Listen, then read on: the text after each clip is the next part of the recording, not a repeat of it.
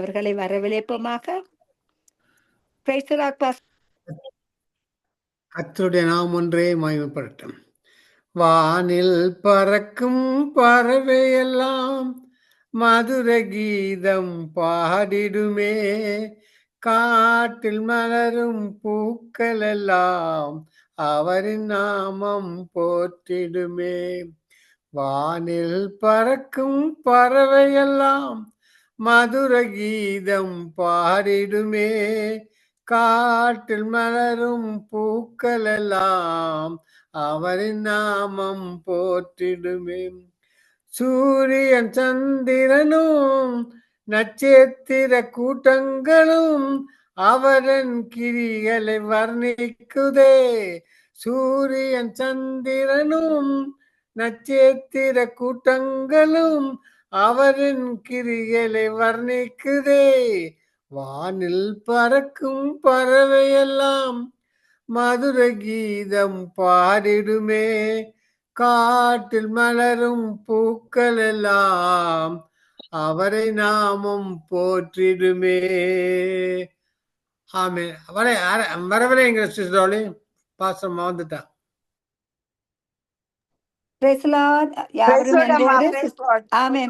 வாருங்கள், வந்து உங்களோட வார்த்தையை பகிர்ந்து கொள்ளுங்கள். ஆவலோடு காத்து நிற்கிறோம் உங்களுடைய வார்த்தையை கேட்பதற்கு. நன்றி பாஸ்டர், வாருங்க. கொஞ்சம் மன்னிக்கவும், கொஞ்சம் டைம் எடுத்துட்டேன். இந்த வீடியோல நாங்க செபிப்போம். அன்புள்ள தகப்பனே, நாங்களும் ஸ்தோத்தரிக்கிறோம், துதிக்கிறோம். ராஜா, நீங்கள் இரக்கத்தில் ஐஸ்வர்யமுள்ள தெய்வமா இருக்கிறபடியா இந்த நாளிலும் உடைய கிருபை எங்களோடு கூட இருந்து எங்களை வழிநடத்தும்படி செபிக்கிறோம். கர்த்தாவே, இரக்கத்தில் ஐஸ்வர்யமுள்ள தெய்வமே, இந்த நாளிலும் உடைய கரம் கூட இருந்து எங்களை வழிநடத்துகிறபடியால் உமக்கு நன்றி சொல்லுகிறோம். இயேசுவின் நாமத்தினால் ஆமேன், ஆமேன், ஆமேன். இந்த வேளையிலே கூட லூக்கா எழுதின சுவிசேஷம் 18ஆம் அதிகாரத்திலே ஒரு சில வசனங்களை நாங்கள் கவனித்து பார்ப்போம். 18ஆம் அதிகாரம் லூக்கா 18. சோர்ந்து போகாமல் எப்பொழுதும் ஜெபம் பண்ண வேண்டும் என்பதை குறித்து அவர்களுக்கு அவர் உவமையை சொன்னார். ஹல்லேலூயா. அன்புக்குரிய தேவனுடைய பிள்ளைகளே, இந்த நாட்களிலே எத்தனையோ விதமான காரியங்களுக்கு ஊடாக ஜனங்கள் கடந்து செல்கிறார்கள். நான் பாடுகள் என்று சொல்லவில்லை, எத்தனையோ காரியங்கள். ஏன்னு சொன்னால், அங்கே நீதிமொழிகள் 18ஆம் அதிகாரத்திலே சொல்லப்படுகின்ற வசனம் என்னன்னு சொல்லி சொன்னால், ஹல்லேலூயா, எங்களுடைய நாவிலே ஜீவனும் மரணமும் இருக்கிறது. நாங்கள் ஜீவனை விரும்பினால் நாங்கள் ஜீவனை பெற்றுக் கொள்வோம். ஆனா அப்படின்னா எத்தனையோ காரியங்களுக்குள்ளாக கடந்து செல்லுகிறோம்னு சொல்லி இந்த வேளையிலே நான் சொல்லுகிறேன். அதுக்கு முன்பாக ஏசாயா 53ஆம் அதிகாரத்திலே ஆண்டவராகிய தேவன் அங்கே அவர் உத்தரித்த காரியங்களை குறித்து சொல்லுகின்ற வேளையிலே நம்முடைய பாடுகளை ஆண்டவராய் இயேசு கிறிஸ்து ஏற்றுக்கொண்டார், நம்முடைய துக்கங்களை அவர் சுமந்து கொண்டார். அப்போ நாங்கள் போகின்ற பாதைகளை அவர் காண்கிற தேவன். ஹல்லேலூயா. ஆனப்பின்னால்தான் பாருங்கள், பாடுகள் சொல்லுகின்ற வழியில நமக்கு வருகின்ற பிரச்சனைகள் எல்லாமே பாடுகள் தான். பொருளாதார பிரச்சனையா இருக்கலாம், பிள்ளைகளுடைய காரியங்களா இருக்கலாம், சமூகத்தில் நடக்கின்ற காரியங்கள், நம்முடைய தேசங்கள், நம்முடைய உறவுகள், எல்லா காரியங்களும் அந்த பாடுகளுக்கு உட்படுத்தப்பட்டிருக்கிறது. பாடுகளை ஏற்றுக்கொண்டார், துக்கங்களை சுமந்து கொண்டார். நமக்கு சமாதானத்தை உண்டு பண்ணும் ஆக்கின இயேசு மேல வந்தவருடைய தழும்புகளால் நாங்க குணமாகிறோம்.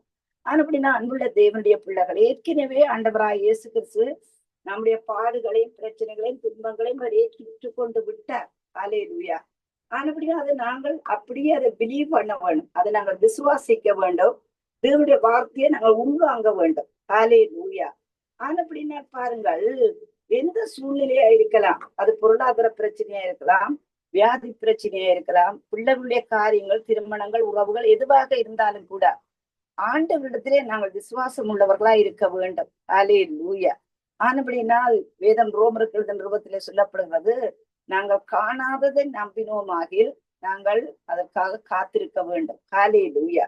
ஆனபடினால் ஆண்டவராய் இயேசு கிறிஸ்து இந்த இடத்துல சொல்லுகிறார், நீங்க சோர்ந்து போகாமல் எப்பொழுதும் ஜெபம் பண்ண வேண்டும் என்பதை குறித்து அவர்களுக்கு உருவாமையை சொல்லுகிறார். சோர்ந்து போகக்கூடாது. ஹல்லேலூயா. எந்த காரியத்திலும் நாங்கள் சோர்ந்து போகவே கூடாது.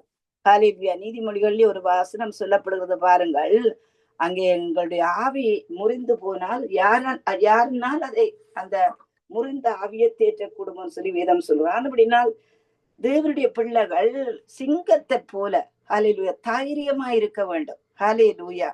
பாருங்கள், சிங்கம் என்பது அங்கே தேசத்திலே பார்க்கின்ற வேளையில மற்ற விலங்குகள் விட அது அங்கே யானை இருக்கிறது, வரி குதிரை இருக்கிறது, புலி இருக்கிறது பாய்ச்சல்ல, இப்படி எத்தனையோ மிருகங்கள் இருந்தாலும் கூட அந்த சிங்கத்தினுடைய நடே ஒரு ஒரு தைரியமான ஒரு நடைதான். ஹல்லேலூயா.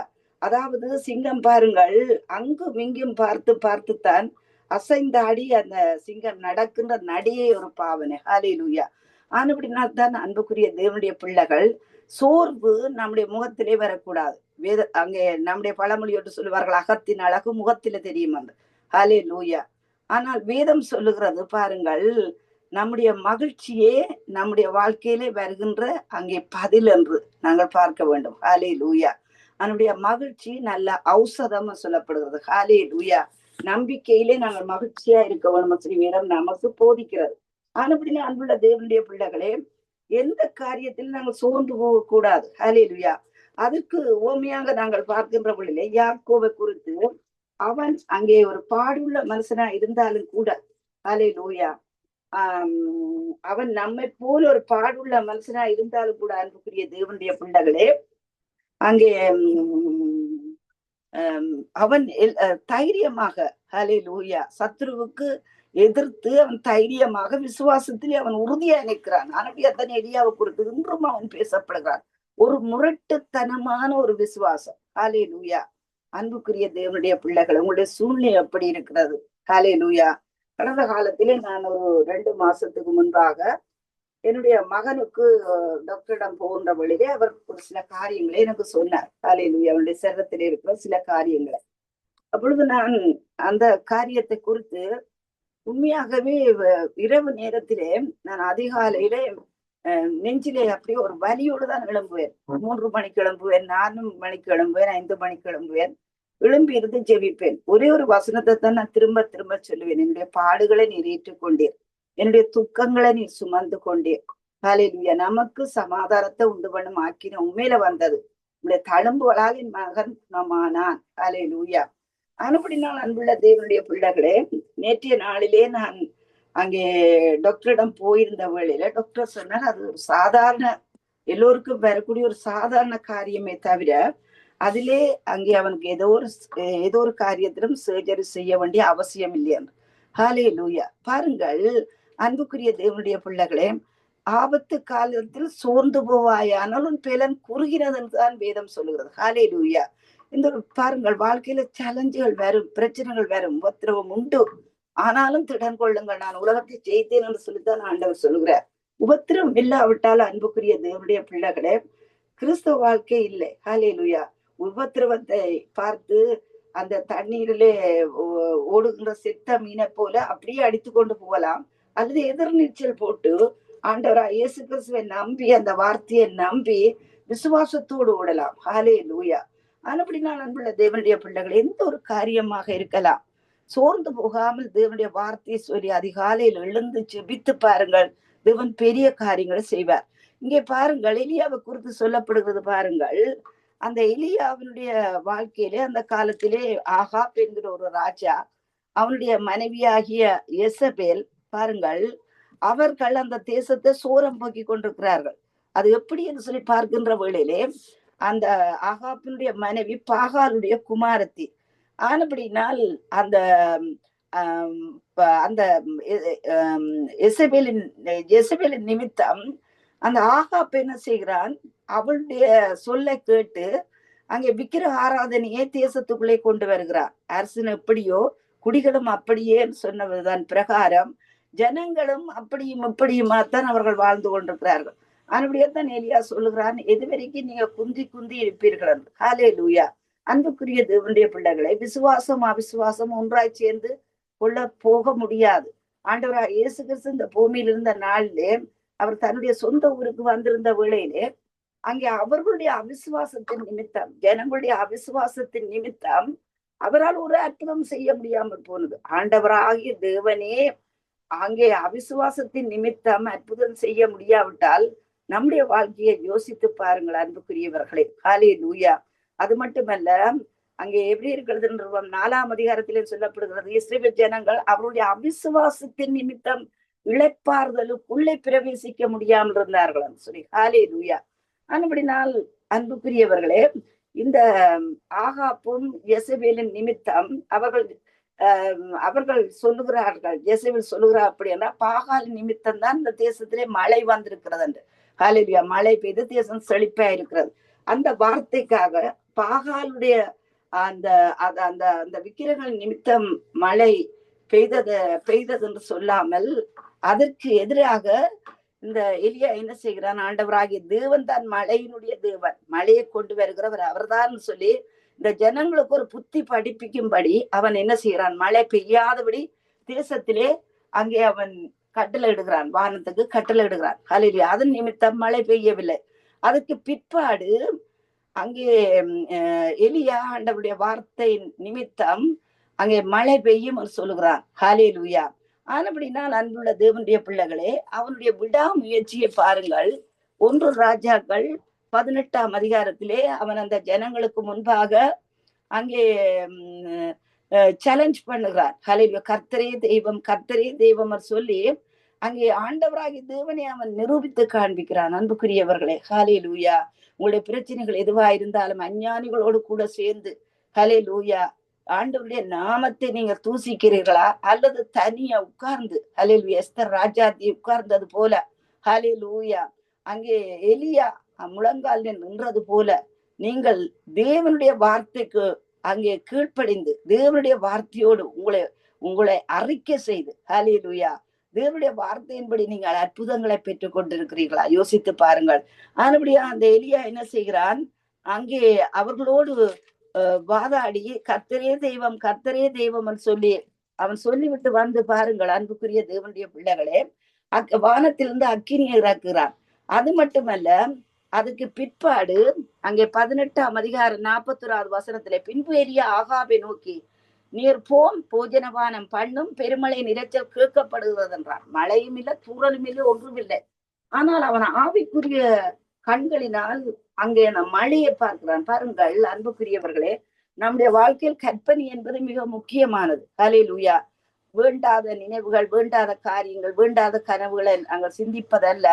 ஹல்லேலூயா. நமக்கு வர வேண்டிய காரியங்கள், ஹல்லேலூயா நிச்சயமாக வர வேண்டிய காரியங்கள், பிள்ளைகளுடைய திருமணங்களா இருக்கலாம், ஹல்லேலூயா பொருளாதார பிரச்சனைகளா இருக்கலாம், பேங்க் அக்கவுண்ட்ல இருக்கிற அந்த ஓவர் டிராப்ட்கள் எல்லாம் மாற்றப்படக்கூடியதா இருக்கலாம்.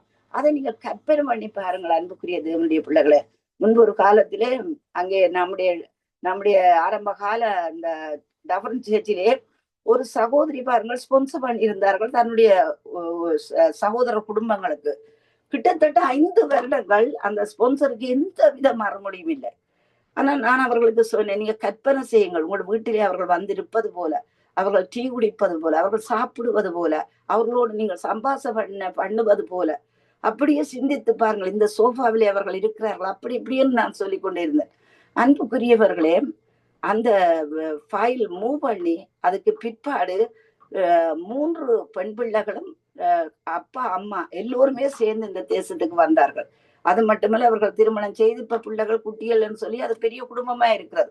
ஆனபடினால் பாருங்கள், ஆண்டவராகிய இயேசு கிறிஸ்து சொல்றார், ஜெபத்திலே நீங்கள் எவையெல்லாம் கேட்கிறீர்களோ அவற்றையெல்லாம் பெற்றுக்கொண்டோம் என்று விசுவாசியுங்கள். ஆனபடி அவன் சொல்லுகிறான் பாருங்கள், விசுவாசத்தோடு இரைச்சல் கேட்கப்படுகிறது. அன்புக்குரிய தேவனுடைய பிள்ளைகளே, நம்முடைய வார்த்தை ஜீவன் உள்ள வார்த்தைகளா இருக்க வேண்டும். ஹல்லேலூயா. அன்புக்குரிய தேவனுடைய பிள்ளைகளே, நாங்கள் பேசுகின்ற வார்த்தையை சத்துருவானும் கவனித்து பார்க்கிறான். அப்படியேத்தான் யோபு சொல்லுகிறான், நான் எந்த வார்த்தையில தவறினேனோ அதுக்கு எனக்கு சொல்லுங்கள், நான் பயந்த காரியம் எனக்கு நேரிட்டதுன்னு சொல்லுகிறான். ஹல்லேலூயா. தன் பிள்ளைகளை குறித்து, தன் குடும்பங்களை குறித்து அங்கே யோபு பயந்திருந்தான் அன்புக்குரியவர்களே. ஹல்லேலூயா. செய்கையிலும் காட்டினான். ஆனபடினால் அங்கே இவன் சொல்லுகிறான் பாருங்கள், இரைச்சல் கேட்கப்படுகிறது. ஆகா போஜனபானம் பண்ண போனான். பின்பு எலியா கர்மேல் பர்வதத்தினுடைய சிகரத்தின் மேல் ஏறி தரையிலே பணிந்து தன் முகம் தன் முழங்காலில் பட குனிந்து தன் ஊழியக்காரனை நோக்கி, நீ போய் சமுத்திர முகமாய்ப்பார் என்றான். அவன் போய் பார்த்து ஒன்றுமில்லை என்றான். நீ இன்னும் 7 தரம் போய் பார் என்றான். ஹல்லேலூயா. ஒரு விடாப்பிடியான ஒரு விசுவாசம், விடாப்பிடியான ஜெபம். ஹல்லேலூயா. அன்புக்குரிய தேவனுடைய பிள்ளைகளே, இதுதான் தேவன் நம்முடைய வாழ்க்கையில எதிர்பார்க்கின்ற காரியம். ஹalleluya. விடாப்பிடியான விசுவாசம். ஹalleluya. அன்புக்குரிய தேவனுடைய பிள்ளைகளே, நம்முடைய வாழ்க்கையிலும் எந்த ஒரு காரியமா இருக்கலாம், முழங்கால போடுங்கள்.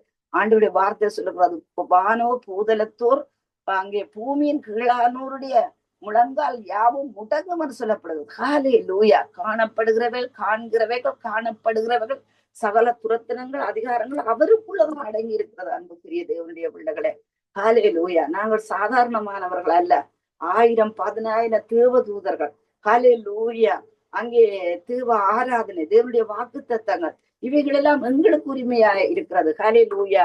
நீங்கள் அங்கே பிள்ளைகளான சுதந்திரமாமே என்று சொல்லி வேதம் சொல்லுகிறது. அன்புக்குரிய தேவனுடைய பிள்ளைகளே, ஆனபடினால் பாருங்கள், அவன் ஒரு தடவை போயிட்டு வந்ததுக்கே சொன்னான், 7 தரம் போய் பாரு, திரும்பி திரும்பி திரும்பி திரும்பி திரும்பி திரும்பி பார். ஹalleluya. ஆனபடினால் இந்த நாட்களிலே சிறிய மெசேஜாக இருந்தாலும் கூட இந்த நாட்களிலே சோர்ந்து போகாமல் ஹalleluya ஜெபம் செய்ய நீங்க பழகணும். அங்கே நம்முடைய சிறிய வயதிலே நான் நினைக்கிறேன் 4ஆம் வகுப்போ 3ஆம் வகுப்போ தெரியல, ஒரு கதை எங்களுக்கு டீச்சர் சொல்லி தந்தா. என்ன சொல்லி தந்தா? நரியும் திராட்சை குலை. ஹalleluya. அது என்னுடைய ஆவியிலே அது அப்படியே பணிந்து. இப்படிப்பட்ட கதைகளை ஏன் தான் டீச்சர் மாதிரி சொல்லி கொடுக்குறாங்களோ தெரியல. ஒரு நரி என்ன செய்தாம், ஒரு திராட்சை தோட்டத்துக்கு போனதாம். ஹalleluya. அங்கே திராட்சை குலை பழுத்து தொங்கி கொண்டிருந்ததாம். நரி எட்டி எட்டி பார்த்துதான் திராட்சை பழம் கிடைக்கவில்லை. தொங்கி தொங்கி பார்த்துதான் திராட்சை பழம் கிடைக்கவில்லை. குதித்து குதித்து பார்த்துதான் திராட்சை பழம் அங்கே கிடைக்கவில்லை. அதனுடைய சீ இந்த பழம் புளிக்கும்னு சொல்லி போட்டு போயிட்டுதான். அன்புக்குரியவர்களே, இப்படிப்பட்ட கதைகளை சொல்லி ஜனங்கள் பிள்ளைகளுடைய இருதயத்திலே அங்கே என்னால் ஒன்றுமே முடியாது, என்னால் படிக்க முடியாது, என்னால் வேலை செய்ய முடியாது, என்னால் வாழ முடியாது. பாருங்க, இன்றைக்கு வாலிப உலகத்திலே நடக்கின்ற காரியம் பாருங்கள். இனி இல்லை என்ற அளவிலே பிள்ளைகளுடைய வாழ்க்கையில டிப்ரெஷன்கள், ஹalleluya, வேலை செய்ய முடியாத காரியங்கள், இப்படிப்பட்ட எத்தனையோ காரியங்கள். இன்றைக்கு என்னுடைய பிசினஸ் இடத்துல ஒரு கனடியன் போய், ஹalleluya, அவர் தன்னுடைய கதையை சொல்லி கொண்டிருக்கிறார். எனக்கு சரியான கஷ்டமா இருந்தது. எனக்கு வேலை இல்லை, வேலை இல்லாத பிரச்சனை, கண்ணால கண்ணீர் ஊத்துது. அன்புக்குரிய தேவனுடைய பிள்ளைகள் பாருங்கள், இவர்களுக்காக எல்லாம் நாங்க ஜெபிக்க வேண்டியது நமக்கு அவசியம். இந்த கனடியன் பிள்ளைகளுக்காக, இந்த வாலிப பிள்ளைகளுக்காக, நம்முடைய எதிர்கால சந்ததிக்காக, இந்த தேசத்துக்காக. ஹalleluya. தேவன் காலத்தையும் சமயத்தையும் மாற்றுகிறவர். ஹalleluya. அவர் சொல்ல ஆகும், அவர் கட்டளையிட நிற்கும். அது பாருங்க எலியாவுக்குள்ள தெரிஞ்சிருக்குது. எலியா பாருங்கள், ஆண்டவர் சொற்படி அதை செய்கிறான், ஆண்டவர் சொன்னால் அது நடக்கும் என்பதை அவன் அறிந்திருந்தான். ஹalleluya. பாருங்கள், பார்வோன் பின்னுக்கு தொடர்ந்து வருகிறான், முன்னாலே செங்கடல். ஹalleluya. ஜனங்கள் அங்கே மோசையை போட்டு அப்படி இப்படி எல்லாம் அங்கே அவனை வேதனைப்படுத்துறாரு. என்ன, எதுக்காக இந்த இடத்துக்கு கொண்டு வந்த, ஹalleluya அப்படின்னு சொல்லி அவன் மேல் கல்லெறிய பார்க்கிறார்கள். அப்பொழுது அவன் ஆண்டவரிடத்திலே போய் கேட்கிறான். ஹalleluya.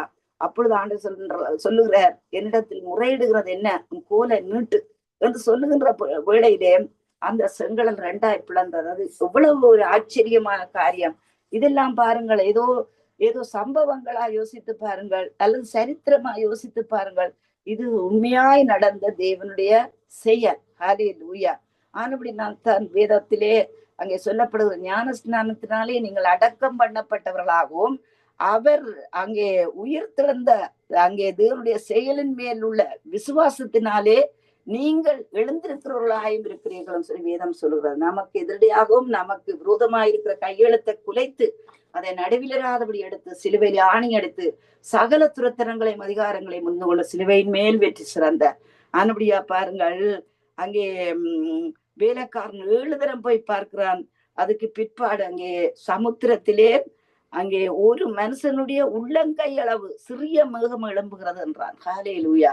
ஆனபடி நான் அன்புள்ள தேவனுடைய பிள்ளைகளே, தேவனுடைய வார்த்தை ஒரு நாளும் போய் சொல்லாது. ஆனபடினா அதுக்கு நேரங்கள் வேண்டும், சோம்பலை அகற்றி போடணும், முழங்கால் முடக்கப்பட வேண்டும். ஹalleluya. அதிகாலையில் எழும்ப வேண்டும், தேவனுடைய வார்த்தையை உச்சரிக்க வேண்டும். தேவன் பெரிய காரியங்களை செய்வார். இந்த வேளையிலே ஜெபிப்போம். அன்புள்ள தகப்பனே, நாங்களுமே ஸ்தோத்தரிக்கிறோம், துதிக்கிறோம் ராஜா. நம்முடைய ஜனங்கள் எந்தெந்த காரியங்களும் கூட கடந்து செல்லுகிறார்களோ அந்தந்த காரியத்தில் அந்த பிள்ளைகளுக்கு விடுதலையை கொடுத்து வெற்றியை கொடுத்து ஆண்டவரே நீர் அவர்களை ஆசீர்வதிக்கும்படி செபிக்கிறோம். கர்த்தாவே, உம்முடைய கரம் கூட இருப்பதாக. ஆண்டவரே, சங்கமம் ஊழியங்களை ஆசீர்வதியும், அருமையான மகேந்திரம் ஐயாவை ஆசீர்வதியும் ஐயா, டாலியை ஆசீர்வதியும் தகப்பனே. உம்முடைய கரம் கூட இருப்பதாக, கூட இருக்கிறவர்களுடைய வாழ்க்கையில இந்த ஜெப தியானம் ஆண்டவரே தேவனே ஜனங்கள் மத்தியிலே ஆண்டவரே தேவனே அதிகமாக ஆண்டவரே தேவனே தகப்பனை ஊக்கப்படுத்தும்படி செபிக்கிறோம் கர்த்தாவே. உம்முடைய கரம் கூட இருப்பதாக ராஜா. ஆண்டவரே விசேஷமாக இந்த கனடா தேசத்தில் இருக்கிற ஒவ்வொரு வாலிப பிள்ளைகளையும் உம்முடைய கரத்துல கொடுக்கிறோம். எதிர்காலத்துக்குரிய ஒரு நம்பிக்கை ஆண்டவரே தேவனே, எந்த ஒரு காரியத்திலும் ஆண்டவரே சோர்ந்து போகாமல் இருக்க, ஆண்டவரே தோல்வி மனப்பான்மை இல்லாதபடி ஆண்டவரே வெற்றி உள்ள இருதயத்தோடு ஆண்டவரே தைரியமாயிருந்த காரியங்களை செய்ய உதவி செய்யும். இந்த கனடியன் அரசாங்கத்தோடு உடப்படும் ஐயா. வேலையில்ல பிரச்சனைகளை நீக்கிவிடும் ஆண்டவரே. அமெரிக்காவுக்கும் கனடாவுக்கும் இருக்கின்ற எல்லா பூசல்களிலிருந்தும் ஆண்டவர் விடுதலையை கொடும் ஆண்டவரே. இந்த தேசத்தை ஆசீர்வதியும். நாங்கள் தேவ பிள்ளைகள், இந்த தேசத்தை நாங்கள் ஆசீர்வதிக்கிறோம். இந்த வாலிப பிள்ளைகளை ஆசீர்வதிக்கிறோம் இயேசுவின் நாமத்தினால். ஆமேன், ஆமேன், ஆமேன். God bless you அம்மா. God bless you ஐயா. ஆமென்.